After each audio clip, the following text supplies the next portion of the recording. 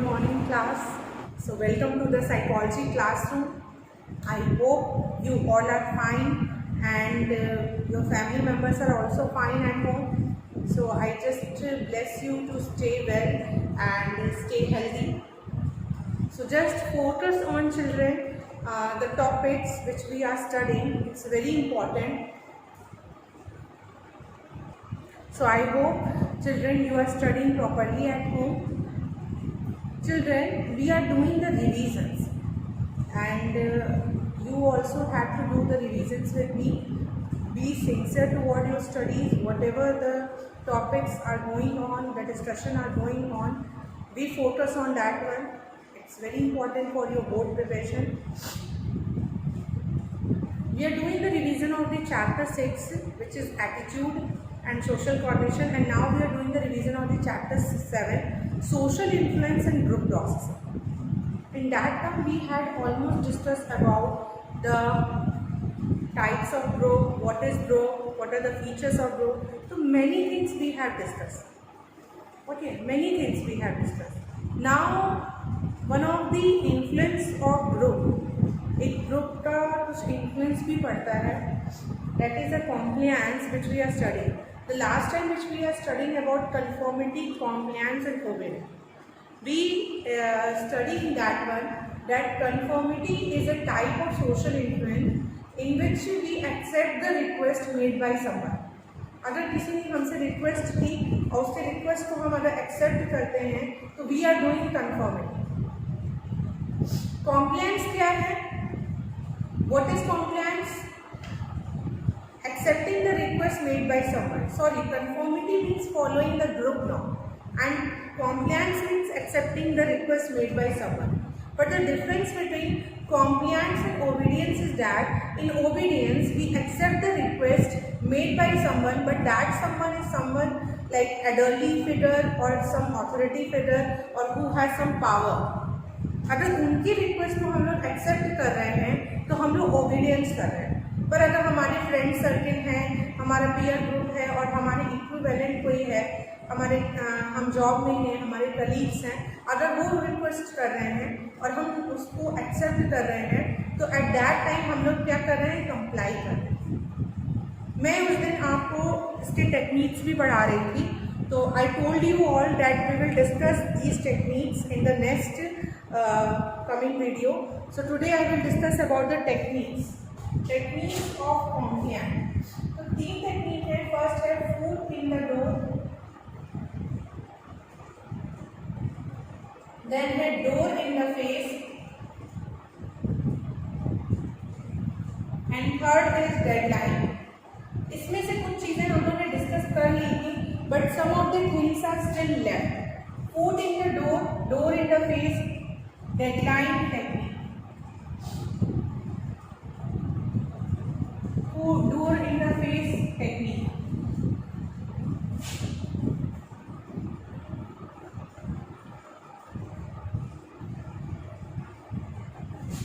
Foot in the door technique. Okay, these are some of the techniques of the compliance. First, let us discuss one by one. Food in the door यानी कोई door है जिसमें आप अपना food रख रहे हो. तो फूड जो है कुछ स्मॉल चीज़ है, ज़्यादा बड़ी नहीं है. डोर इन द फेस यानी कोई डोर है जिसमें आप face is seem to be more bigger than the foot. Last one is deadline technique, यानी कोई ऐसा डेडलाइन दे दिया गया है which is something which is time bounded. Okay, now foot in the door technique. What is there? इस technique में क्या करते हैं? आपने पढ़ा कि फूड रख रहे हैं यानी स्मॉल रिक्वेस्ट से बिग रिक्वेस्ट की तरफ जाते हैं. We move from small request to big request in foot in the door technique. Small to big request. Foot in the door. Door in the face यानी कुछ बड़ी चीज जा रही है तो ये हो जाएगा आपका big to small request. I hope children you are understanding. Now let us understand this one properly. Foot in the door technique में मतलब हम लोग पहले छोटी रिक्वेस्ट किसी के सामने रखते हैं, फिर हम उसके सामने बड़ी रिक्वेस्ट रखते हैं. तो प्रॉब्लम क्या होती है कि जब उसने आपके सारे छोटे छोटे स्मॉल रिक्वेस्ट को एक्सेप्ट किया, तो जब आप उसके सामने बिग रिक्वेस्ट करते हो तो वो मना नहीं कर सकता, उसको उसमें भी कंप्लाई करना पड़ेगा. The point is that when we put a small request and if the other person comply with that request, so when we put the big request in front of that person, the person is not able to say no, क्योंकि उसने अभी तक जितनी भी request आपकी थी उसने accept किया. तो ये क्या होता है, ये भी एक तरह का कॉम्प्लायंस का टेक्निक होता है, यानी किसी से अपनी रिक्वेस्ट को एक्सेप्ट कराना होता है कि आप पहले उससे स्मॉल रिक्वेस्ट करो और फिर slowly you move toward the big request. So this is known as the foot in the door technique. Just opposite to it is the door in the face technique. Door in the face यानी पहले big request रख दिया, उसके बाद small request रखना. तो अगर आपने सबसे बड़ी big request उसके सामने रख दी और अगर उस पर्सन ने comply कर लिया, तो obvious सी बात है वो एक माइंड सेट हो जाता है कि जब भी आप छोटे छोटे और रिक्वेस्ट रखोगे तो वो उससे comply करेगा. So when the person comply with the big request, then they ultimately comply with the small request. So I hope it is very much clear to you. Foot in the door technique and door in the face technique. Foot in the door technique, we move from small request to big request. Door in the face technique, we move from big request to small request. अगर किसी person ने किसी का big request मान लिया तो उसकी छोटी छोटी रिक्वेस्ट तो मान ही सकता है, ये समझा जाता है, ये अदर पर्सन ये समझता है. Door foot in the door में अगर छोटी छोटी चीज़ें मान रहा है तो कभी उससे कोई बड़ी चीज़ भी मांगोगे तो वो मानेगा. लास्ट वन होता है डेडलाइन टेक्निक. डेडलाइन टेक्निक मतलब जिसमें पर्सन के पास सोचने समझने का टाइम ही नहीं होता, डेडलाइन टेक्निक है. ठीक है, जैसे the person was in a very hurry, जैसे आपको कुछ रिक्वेस्ट करनी है और वो पर्सन बहुत बिजी है या वो पर्सन बहुत जल्दी में है, तो वो आपकी बात को हाँ ठीक है ले जाओ, ऐसा होता है. जैसे फॉर एग्जाम्पल कि इसको इन सारे टेक्निक्स को हम लोग एग्जाम्पल से भी समझेंगे. जैसे कि क्या हुआ कि मान लीजिए कि दो भाई हैं घर में, तो छोटा भाई जो है the younger brother wants to ride a bike of big brother, elder brother, and today he wants to go in the college with the bike of the elder brother.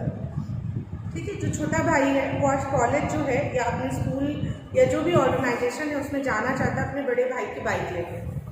अब बड़ा भाई तो देगा नहीं जल्दी, तो नाउ व्हाट टू डू, वो उससे रिक्वेस्ट करता है कि मुझे आज ले जानी है, पर वो मना कर देता है, नो.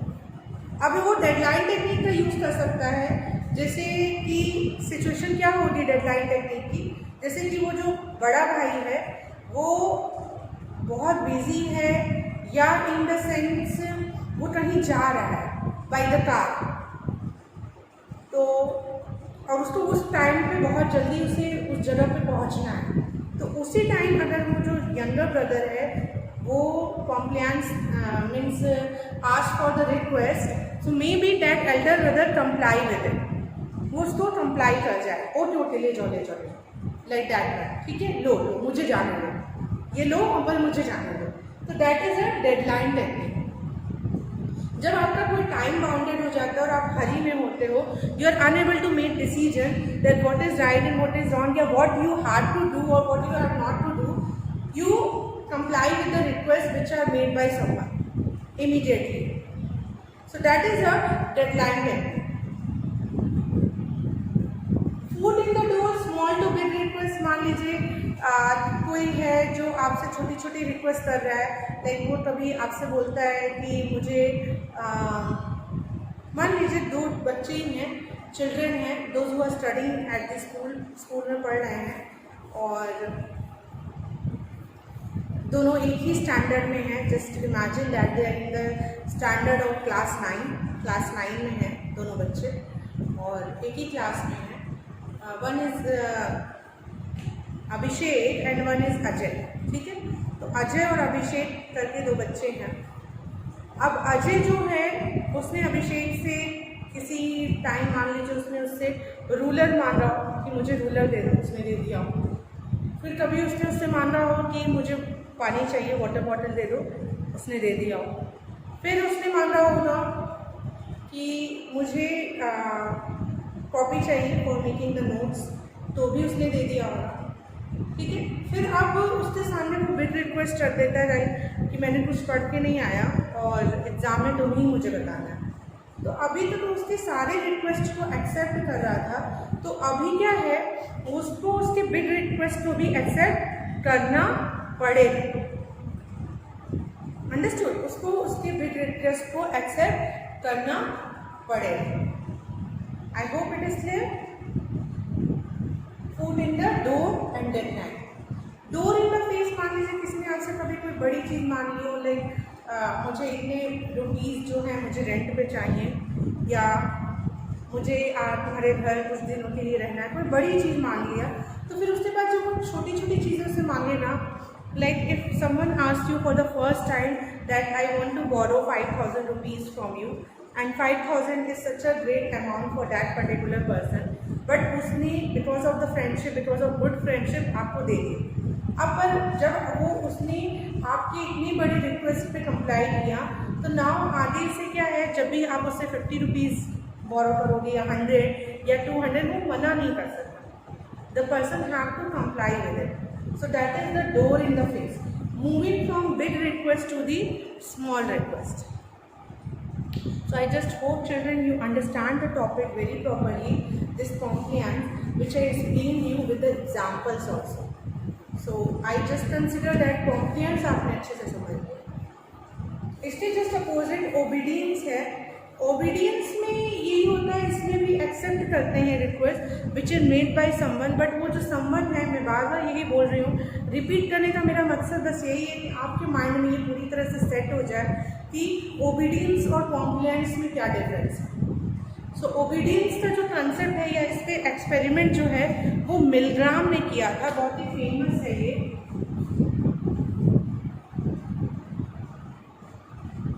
ओबीडियंस पे जो एक्सपेरिमेंट हुए हैं ये मिलग्राम की है, ठीक है। मिलग्राम का एक एक्सपेरिमेंट है जो हम अभी डिस्कस करेंगे, ठीक है।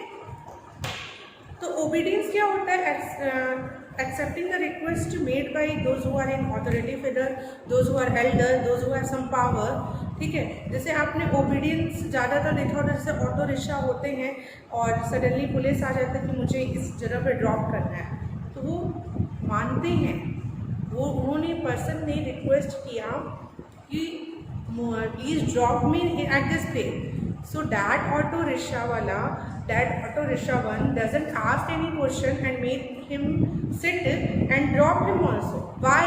Because he has done the obedience. And why? Because the person have the power.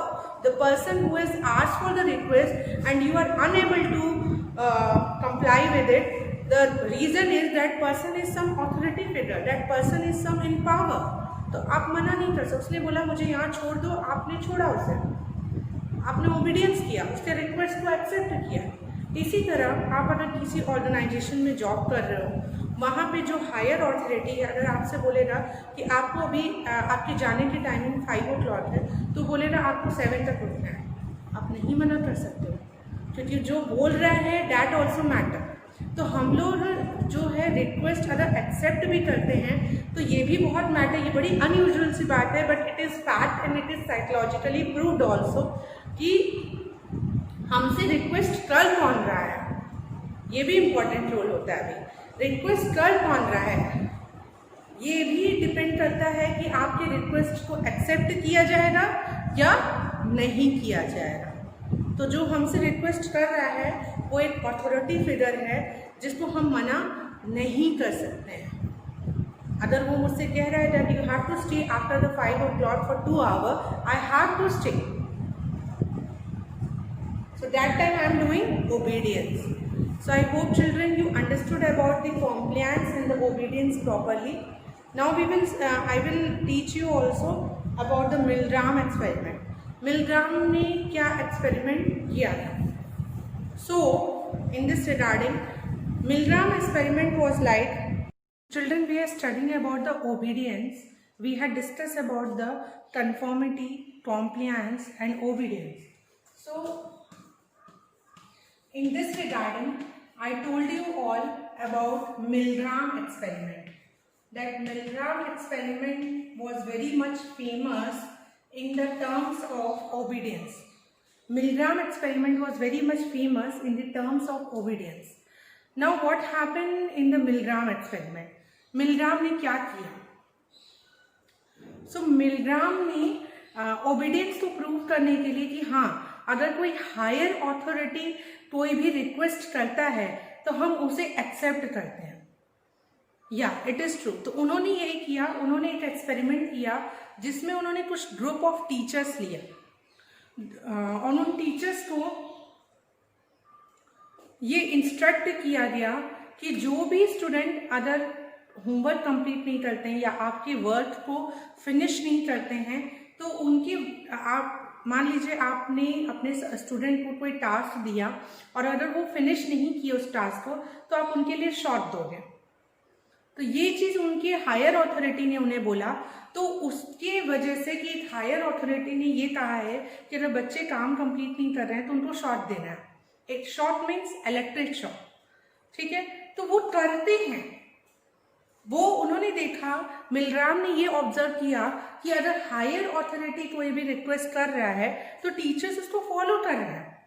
इसका मतलब है कि ओबीडियंस प्रूव होता है कि या अगर कोई रिक्वेस्ट कोई हायर अथॉरिटी कर रहा है जबकि हम जानते हैं कि वो चीज गलत है, स्टिल वी डू इट, तो दैट इज ओबीडियंस. उसे हम क्या कहेंगे? ओबीडियंस कहेंगे. So children, we have discussed these of the topics. Now if in the group chapter, these are some of the things. Apart from this one, some of the terms which are important in the chapter 7, which is the group chapter, where we already discussed about the what is group, what are the types of group, why do people join group, what are the characteristics of group. Then we studied that what is the influence of group, what are the terms are there. So now there are some terms which are important in this chapter. So let us study about those things.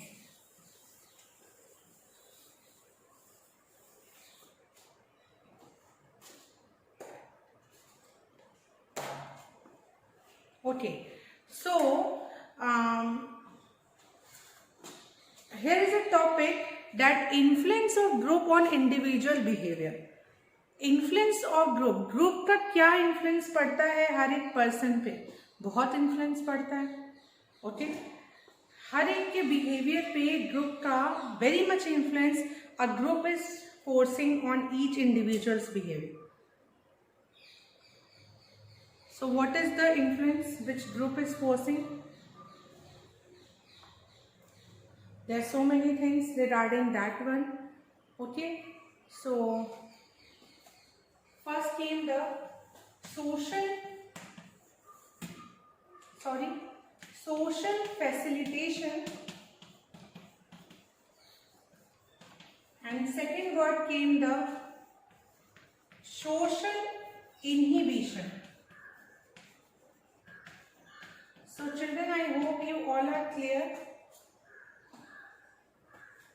So social facilitation and social inhibition होता है. Group का influence जो पड़ता है, यानी group की वजह से कभी कभी फैसिलिटेशन भी होता है और कभी कभी बिहेवियर में इनहिबिशन भी होता है, यानी बिहेवियर डिटोरिएट भी होता है या परफॉर्मेंस डिटोरिएट भी होती है. तो ग्रुप का पर्सन के परफॉर्मेंस पे बहुत इफेक्ट पड़ता है. कभी कभी group socially facilitate. Social here is a symbol of the group. Social here is a symbol of the group. तो ये कभी कभी फैसिलिटेट भी करते हैं. फैसिलिटेट करने का मतलब इनके प्रेजेंस में आपका परफॉर्मेंस इंक्रीज होता है. जैसे कि क्रिकेट हो गया या कोई रेस ले लो, जहाँ पे सोशल लोड यानी जो ग्रुप प्रेजेंट होती है तो वो ग्रुप हमेशा अपने इंडिविजुअल मेंबर को चीयर अप करती है, yes yes yes you should, you will do, you will do, you will do, you will do. तो चीयर अप करते हैं, मोटिवेट करते हैं। एंड मोटिवेशन हमेशा कोई भी पर्सन हो उसको एनर्जी देती है टू डू समथिंग। हमारा डेफिनेशन ही है, motivation is a process which energises the person to do something. कोई काम को करने के लिए वो एनर्जी देता है। तो सोशल फैसिलिटेशन कभी कभी बहुत हेल्पफुल होता है। जब ग्रुप में हम लोग रहते हैं तो वो ग्रुप हमें आगे बढ़ने के लिए बहुत मोटिवेट करता है, और कभी कभी ग्रुप बहुत इफेक्टिव होता है हमारे लिए। कई लोगों को आपने सुना होगा कि ग्रुप में स्टडी करते हैं, वो उनको ज़्यादा मतलब ग्रुपिंग स्टडी करना ज़्यादा उनका फेवरेट होता है। क्यों? क्योंकि ग्रुप में स्टडी करने से वो कुछ जो भी उनके डाउट्स हैं वो ग्रुप उनका क्लियर कर देता है। और हमने ये भी पढ़ा है कि ग्रुप में रहने से बहुत सी चीज़ों के प्रॉफिट्स हैं। ग्रुप में जब हम रहते हैं तो हमें सिक्योर फील होता है। हम अपने स्टेटस के लिए भी ग्रुप में रहते हैं, ठीक है, हमारा रोल होता है, हमारी इम्पोर्टेंस हो जाती है, ठीक है। तो ग्रुप जो है सोशल फैसिलिटेशन करता है, यानी हमारे परफॉर्मेंस को इंक्रीज करता है हर तरीके से। बट इसका जस्ट अपोजिट साइड भी है, which is the social inhibition. ये क्या करता है? ये परफॉर्मेंस को डिक्रीज भी करता है, यानी ग्रुप में रहने की वजह से या ग्रुप का पार्ट होने की वजह से या ग्रुप के प्रेजेंट होने की वजह से भी इंडिविजुअल परफॉर्मेंस डिक्रीज होती है। तो social facilitation means when your performance is increased in the presence of other, and social inhibition means when your performance is decreased in the presence of other. Just like कभी कभी होता है कि आप जब स्टेज पे परफॉर्म कर रहे होते हो, स्टेज पे जैसे सोलो परफॉर्म कर रहे हो, तो ऑडियंस के सामने जिनको means they have a fear of public speaking, ठीक है, फियर है या कोई भी तरह का लाइक डर है या किसी भी तरह का संकोच है, तो वे लोग नहीं बोल पाते हैं। दे एक्सट्रोवर्ट नहीं है, इंट्रोवर्ट हैं, तो उनको एक थोड़ा सा प्रॉब्लम होता है। They have a feeling of inferiority complex और समथिंग, तो उनमें सोशल इनहिबिशन हो जाता है, यानी ग्रुप के प्रेजेंट होने की वजह से उनका परफॉर्मेंस डिक्रीज होता है। ऐसे लोग इंडिविजुअली परफॉर्म बहुत अच्छा कर लेते हैं। अगर उनको एक किसी पर्सन के सामने परफॉर्म करना होता है तब तो वो बहुत अच्छा करते हैं, पर अगर उन्हें पूरे ग्रुप के सामने बैठा दिया जाए तो वो परफॉर्म नहीं कर पाते। तो यहाँ क्या हो रहा है? सोशल इनहिबिशन हो रहा है। The persons performance it decrease in the presence of other. दूसरे के प्रेजेंट रहने पर उसका परफॉर्मेंस में डिक्रीज आ रहा है। So I hope children you understood about the social facilitation and social inhibition. Social facilitation when your performance is increased in the presence of other, and social inhibition when your performance is decreased in the presence of other. In this example, that girl and that boy performance that decreased because of the presence of the group, because of the presence of so many people whom we call the audience. So audience is also a type of group which we have already discussed. So वही बच्चा individually बहुत अच्छा perform कर रहा है, पर group के present होने की वजह से वो अच्छा परफॉर्म नहीं कर रहा है। यही चीज होता है जब पर्सन ग्रुप का पार्ट भी होता है। ये तो मैंने ग्रुप के प्रेजेंट रहने की बात कही। ग्रुप का पार्ट होने का मतलब when the person was the part of the group. Okay, so in that also happened that there is an effect of the group on the individual member. How? Group के होने की वजह से जो इंडिविजुअल मेंबर है वो अपने point नहीं रख पाते, अपनी बातें नहीं रख पाते, क्योंकि every members have the same majority और वो माइनॉरिटी में होते हैं, तो they have to come with the majority. We have already studied the conformity.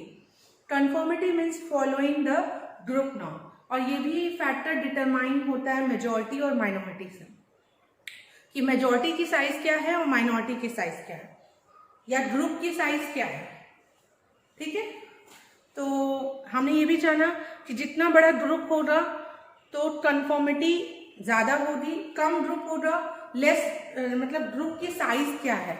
अगर ग्रुप में मान लीजिए 15 मेंबर हैं और एक ग्रुप है जहाँ पे 4 मेंबर हैं, तो हो सकता है जिसमें मेंबर्स ज़्यादा है वहाँ कन्फॉर्मिटी ज़्यादा हो, और जहाँ मेंबर कम है तो वहाँ कन्फॉर्मिटी कम।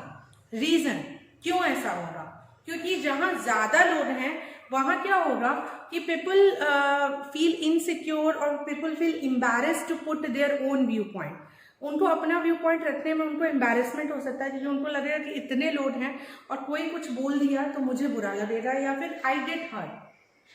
तो कम लोगों में लोग अपनी बात रख पाते हैं, पर वहीं ज़्यादा लोग होते हैं तो लोग अपनी बातें नहीं रख पाते।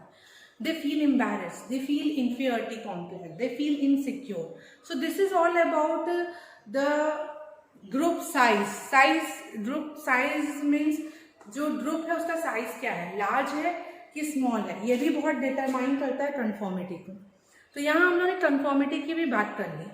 तो now focus on your topic social facilitation and social inhibition. I hope children today you will clear about the conformity, compliance, obedience properly, and then the social facilitation and social inhibition. ये सारी influence हैं group के हमारे behaviour पे। मैंने social inhibition में group के present रहने का एग्जांपल दिया, पर आप जब ग्रुप के पार्ट होते हो तो भी आपकी इंडिविजुअल बिहेवियर पे इफेक्ट पड़ता है, ठीक है। और वहीं ग्रुप में रहने कुछ लोगों का ग्रुप का पार्ट होने की वजह से, जैसे मैंने एक एग्जांपल दिया कि कुछ लोगों को पढ़ाई जो है, स्टडी जो है ग्रुप में करना पसंद होता है, तो वहाँ क्या हो रहा है, उसका परफॉर्मेंस इंक्रीज हो रहा है, ठीक है। बट कुछ लोग होते हैं जो नहीं कर पाते हैं ग्रुप में स्टडी, तो अगर उनको ग्रुप में स्टडी करने के लिए कह दिया जाए कि नहीं, उनको कंपेल कर दिया जाए, उनको फोर्स कर दिया जाए कि आपको करना ही है, तो what will be the result, their performance will decrease because there is a influence of group का influence आएगा। तो similarly when this is all the influence of group का आप देख सकते हो बेटा कितना emphasize हो रहा है, कितना influence हो रहा है, ग्रुप हमें कितनी तरीके से influence करता है। तो कभी कभी ग्रुप में रहने से हमारे परफॉर्मेंस इंक्रीज होती है, कभी कभी उसमें रहने से हमारी परफॉर्मेंस डिक्रीज होती है। फैमिली भी एक ग्रुप है। Take an example of family. Family में भी कई लोग उसका पार्ट होके बहुत सी चीज़ें इंक्रीज होती हैं उनकी। लाइक अगर जॉइंट फैमिली में रह रहे हैं तो there was a uncle also, aunt also, brother, sister, father, elder father, ऐसे होते हैं ना, बहुत सारे रिलेशनशिप होते हैं, ताऊ जी होते हैं, चाचा होते हैं, ताई जी, मतलब बहुत भरी पूरी जो फैमिली होती है, जॉइंट फैमिली। तो वहाँ पे कभी कभी उनके प्रेजेंट रहने पे किसी का परफॉर्मेंस इंक्रीज होता है, क्योंकि उनको मोटिवेशन चाहिए और हर कोई उनको मोटिवेट करता है, हर कोई उन्हें पुश करता है, नहीं करो। पर वहीं पे अगर जिनको इन चीज़ों की हैबिट नहीं होगी तो उनके परफॉर्मेंस डिक्रीज होंगे, उनके साथ सोशल फैसिलिटेशन नहीं होगा, उनके साथ क्या होगा, सोशल इनहिबिशन। कैसे होगा, क्योंकि उनको रहने की आदत नहीं है, उन्होंने बहुत सालों तक वो न्यूक्लियर फैमिली में रहे हैं, वहाँ कोई उनको कुछ भी नहीं बोलता है करने के लिए, पर अचानक से उस पर्सन को जॉइंट फैमिली में बोल दिया जाता है, तो वहाँ क्या हो रहा है, सबके बोलने से क्या हो रहा है, वो पर्सन डीमोटिवेट भी हो सकता है और वो अगर प्रोग्रेस भी करना होगा तो उसके प्रोग्रेस में डिक्रीमेंट आएगा। सो that is an example of a social inhibition. So I hope children you understood. इतने एग्जाम्पल से आपने सोशल फैसिलिटेशन और सोशल इनहिबिशन अच्छे से समझ लिया होगा। Now coming to one more aspect, which is the social loafing. It is also one of the parts, social loafing.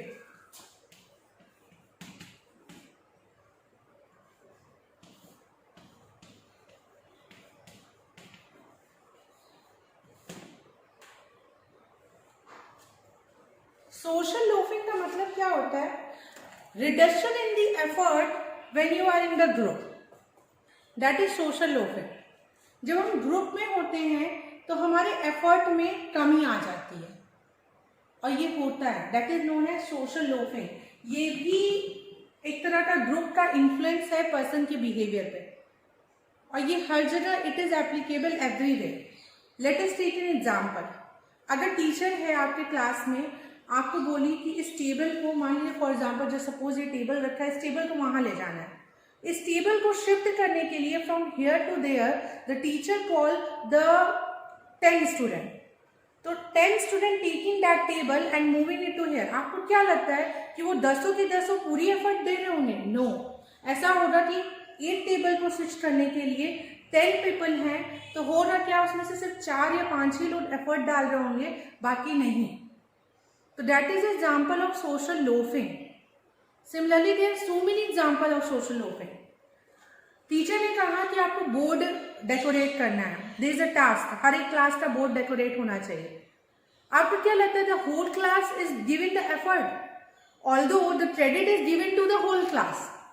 Credit तो पूरी क्लास को दी जाती है, बट आपको लगता है कि पूरी क्लास एफर्ट, नहीं, उसमें से सिर्फ 3 या 4 ही बच्चे होंगे जो उस बोर्ड को डेकोरेट करते होंगे. तो that is a influence of group. Social loafing, reduction in the effort when individual are the part of the group. बहुत ज्यादा असेंबली ग्राउंड, बहुत लोग हैं, तो क्या आपको लगता है सारे लोग असेंबली करते होंगे? No, that is the effect of social loafing. When you perform on the stage in a not solo but the in group, either the song or either the dance. Song है, song perform करते हैं group में, आपको क्या लगता है कि अगर 20 लोग हैं ग्रुप में, 20 सिंग कर रहे हैं? नो, किसी की वॉइस की जो पिच है हाई होगी, किसी की बहुत लो होगी, which is not audible also. So that is an example of a social loafing.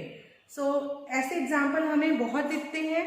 So I just suggest you try to find out more and more example from your daily life, whatever the concept you are studying here, whatever the things you are learning here. Thank you so much for listening this topic very carefully and observing it. Revise more and more and ask more and more questions. Thank you so much.